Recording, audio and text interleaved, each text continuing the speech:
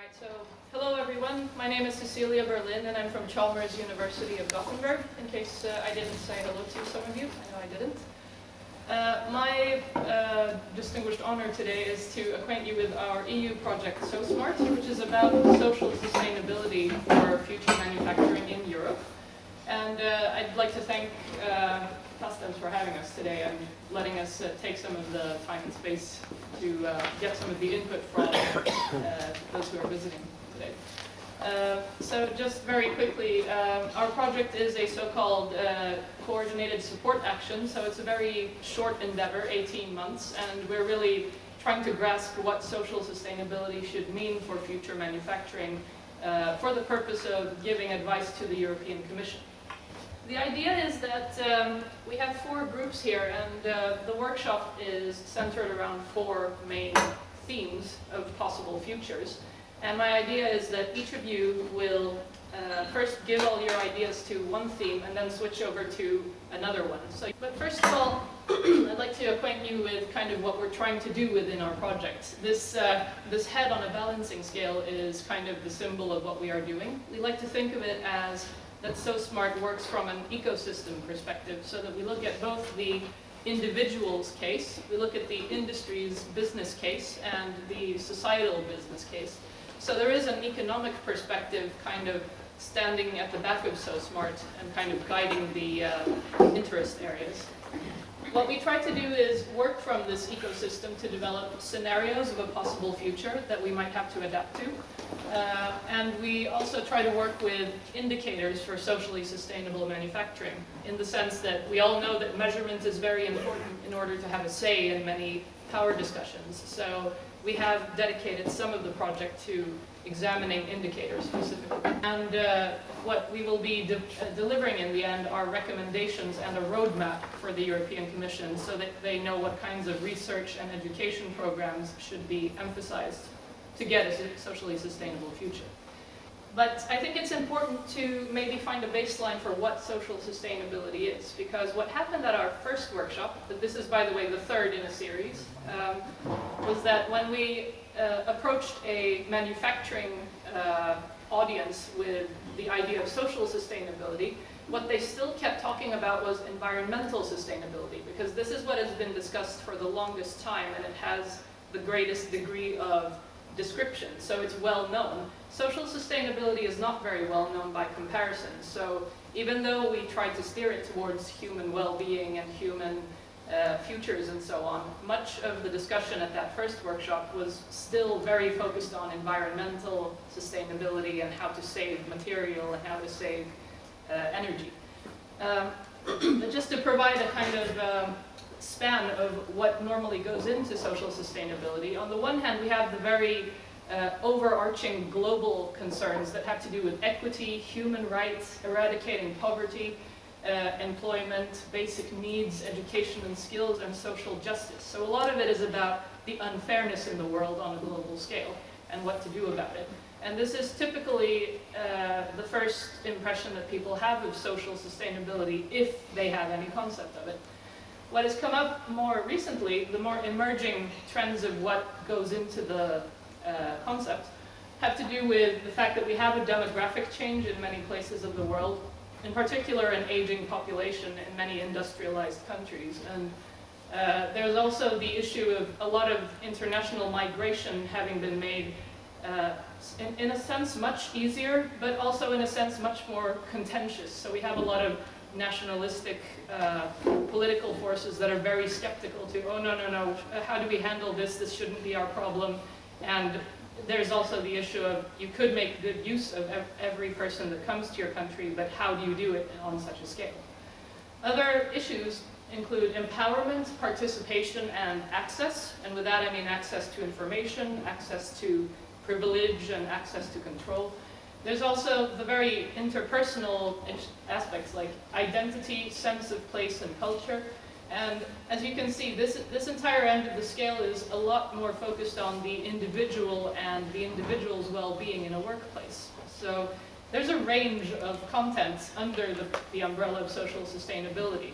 And I like to tell my students when I teach this that it's a very elastic kind of concept, because you can stretch it to include the entire world, or you can let it relax a little, but that means your scope decreases to something more specific. One thing that drives European social sustainability in particular is the demographic curve. And Johan showed a few examples of that previously, both from Finland and Germany. This is the population of Europe in the year 2012. And as you can see, the bars signifying people in very young ages are considerably shorter compared to those in the 30s, 40s, and 50s. And that means that that excessive people, when they start moving into retirement, a lot of knowledge and experience might move out with them. And as you've probably heard a lot of youth complaining today, it's very difficult to get into any job when you have no experience. So there's kind of a resistance to letting them in, which will have very big consequences for a lot of companies if all of this knowledge suddenly goes into retirement. So there's two main challenges that comes out of this. The fact that there are so few young people means that once they become the attractive workers that companies want to attract, they have so many more choices because so many different kinds of work are screaming for people to employ according to this logic. And that means that if they don't find manufacturing an interesting career option, they won't choose it. So some of the future challenges that come purely from the demographics are that the young need to be attracted to the manufacturing industry for the sake of the manufacturing industry, or it can't renew itself and it can't keep up with the times.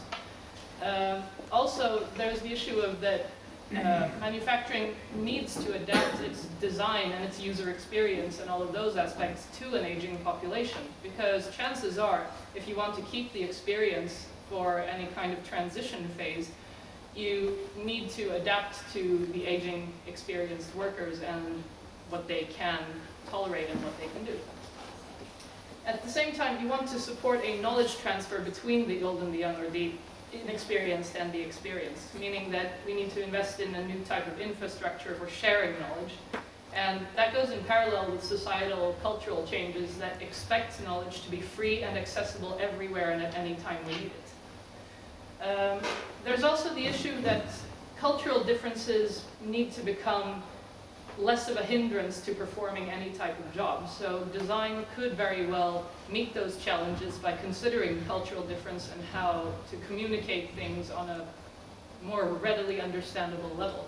For example, not choosing simply written instructions for how to do something, because if you don't understand the language, then you have no other support than either asking a colleague or being lost because you cannot understand the grammatics. Finally, as part of the sustainability aspect of keeping people for a long time, but also for the attractiveness aspect, is to support a healthy work-life balance. And we think that the way forward to this from the EU perspective is to foster a mutual collaboration so that manufacturing and educational systems are in sync with each other and that they understand what types of knowledge are needed in future manufacturing. But for this room in particular, I think maybe today we could concentrate on the needs for education and the needs for future operators to manage in this future. Some of the prerequisites of SoSmart in particular, just so that we return to that scale of what is possible to include in social sustainability, is that the perspective is a developed country one. So we expect there to be quite a fair amount of automation going on already and probably increasing in importance, and at the same time rapidly advancing technology maturity. The second thing is that we emphasize a knowledge worker perspective, in the sense that whoever is an operator or is close to the value-adding process needs to work with much more complex and qualified work and make decisions. And another prerequisite is the demographic drive of attracting the young, that we want to attract, recruit, and keep those who are the future operators and workers. And then finally, we operate the project under this sustainability imperative that many companies have now understood, that you have to care about sustainability. The world is watching what you are doing for the good of sustainability, which many of them, again, only interpret as the environment. But I think that the understanding is growing that they need to think of more aspects, and they are hopefully approaching this by saying, okay, we need to care about social sustainability, but how? We don't even know where to start. So these are kind of the background facts of SoSmart, that we are working with this frame and not the entire rubber band around the world. I should explain our ecosystem idea in more detail. If you imagine this as a balance board or a seesaw, where the political interests are on one side and the commercial interests are on the other one, they don't necessarily always have to be in contention with each other, but what we've noticed is that if we take an individual-centered model, if you look at an individual who might or might not want to be part of future manufacturing, what they choose is kind of the combination of the lifestyle choices they've made and what kind of personal developments they see in front of them, like what career path, what kind of talents do they want to develop. Their personal economy will matter, so it's not sure that someone will choose factory work just to get by, but it might also be a very big factor in choosing it if it's not attractive. Happiness and comfort could be both in terms of what they can afford to live with in their free time, but also how they feel and act at work. And then their health. A lot of people in developed countries are very health focused today, but it's because it's becoming a poverty commodity among us to be in very good health. And for them, a main concern is employability. How many jobs are out there? What can I apply to? What place will have me? In the society business case, we have the perspective of taking care of your citizens and, in a crass sense, also making sure that they can act as taxpayers, but on the other hand, supplying the possibilities for a community to work. So the concerns of society would be the health and safety of the citizens, employment in general, making sure that there is appropriate infrastructure and education, and in some way that they can affect appropriate wages. And those concerns, they may be limited in some extent how much a society or community can change, but they can certainly influence it politically. And on the other end, we have the industry business case. And for this perspective, we need to zoom into the factory level, kind of. That's what we've done in the SoSmart project. The concerns here are that you want your employment to be attractive in order to get the best talent. At the same time, you want profitability because your company exists under an imperative that you should grow and you should demonstrate to the economic audience, so to speak, that you're doing well. Otherwise, it's not a very good sign for your future activities. Competitiveness sort of weaves into that. There's also the issue of human capital management, that it is an investment to train people and to make sure that they know what they're doing and that they can do the job and that they can grow. But it also means that you are investing against the costs of losing people and retraining them and losing quality when people are still new at the job. So in balance, oh, I shouldn't forget, no, I did cover training. Okay, we're good. So we consider that this ecosystem means that you have to consider the individual, the society, and the industrial perspective in order to achieve a balanced social sustainability for future manufacturing. Tentative results of our project are the 11 dimensions of social sustainability. And this is kind of a concept we have that you can search for indicators or indications, I should say, of social sustainability from these different perspectives, where some of them are coupled very much to what the company can do. Some things have to do with what the individual can buy into, as in terms of commitment, for example. How committed are you to the company and to being loyal and standing with the company vision and belonging? And then there's also a few aspects that have to do with society. And we won't actually be using this today. It was kind of the focus a little bit of our previous workshop. But I just thought I'd show you that this is one of our conceptual results that we will be expressing to the European Commission. Just an overall geographical overview. We have a kind of north to south thing going on in this project. So we have Finland as our northernmost partner, and Sweden, Germany, Italy, and Greece are our other partner countries. And the organizations are, of course, Tampere University of Technology, Chalmers University of Technology, LMS, which is University of Patras in Greece, the Fondazione Politecnico di Milano in Italy, and two companies, Festo and Deep White in Germany. So they are kind of our corporate presence, if you will. So other things we do, apart from holding workshops like this one, are that we try to focus, like I said, on KPIs and how is it possible to measure social sustainability. So we have had a consultation with a financial expert, for example, to get the perspective of someone who is very focused on investment and effects on profit and so on, to get that perspective. Like I said, we try to build up a community, not just by running workshops, but we also have a LinkedIn group for continued discussions. And finally, we also have this ongoing endeavor to map social sustainability initiatives. So we have a website for the project where part of it is dedicated to showing what is existing today in social sustainability in terms of standards and projects and organizations and so on. That's a bit broader than the perspective we actually have in SoSmart, but it's good to get an idea of how wide it can be. And also to get ideas of what kinds of organizations exist that you could contact if you want to work onward with this. So this is what our webpage looks like. The address to it is SoSmart.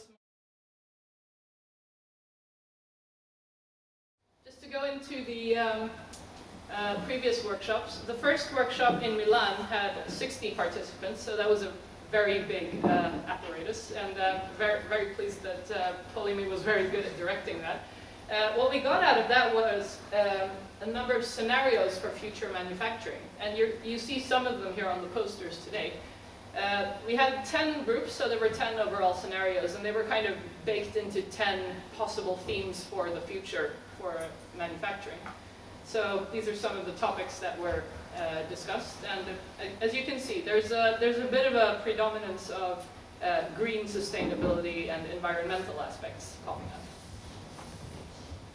The second SoSmart workshop was held in Sweden, considerably smaller, but this time the focus was on stimulating workplaces. What would attract people to work in manufacturing, and what kinds of ideas from one company could be replicated to another. And we used a similar set of scenarios for this one, but they were tweaked a little bit to all be very corporate angled, so that people could see the connection with what can companies do. Today we will be focusing on the roadmap and the vision for future workplaces and future operators. And that will be under the umbrella idea of each of these scenarios that you will be seeing two of. That we would like you to think of these different stages, that getting started is what is being discussed today, what are the hot topics, what is considered an upcoming fact, what is holy right now that nobody wants to sacrifice. And then at the other end we have success, the signs that now this future scenario is good for the individual, it's good for society, and it's good for industry. So what I'd like you to do for each of these stages, with the help of the moderator from each group, is to, on the success end, think of what are the signs that this is a desirable future work life or workplace. And on the other end, getting started, what are the strong current trends and developments? What is the current work-life situation? What is burning, essentially? And then in the transition phase, I want you to provide, what do you think needs to change? Who needs to move aside? What developments need to be accelerated? And I would really appreciate everyone thinking both of enablers, things that will make this easy, but also things that are risks or hindrances. It could be worth considering so that we know that more research or more education or any kind of activity is needed to address those risks. And what we want to end up in is kind of a collection of needs or goals for research and education in particular. So of course the template looks like it does, and it's kind of linear from top to bottom. There's a description of the scenario on the top, and we've added a few case examples on the different ecosystem levels if you need to jog your inspiration a little bit. And at the bottom, where you see needs for research and education, please feel free to add post-its there of what you think needs to be taught and what you think needs more research. But the idea now is that you'll be sitting in 4 groups. Minna will divide you all up. There's a moderator at each. So we have Marta, Minna, Ilaria, and Christoph. They will be moderating at each table. And the idea is that we will devote 15, maybe I'll trim it to 45 minutes for the first session. And then we will have 5-minute presentations from each of the groups, just to kind of pick up the most important ideas. Then there'll be a 20-minute break in between, and then we'll do a second session. But then we'll have shuffled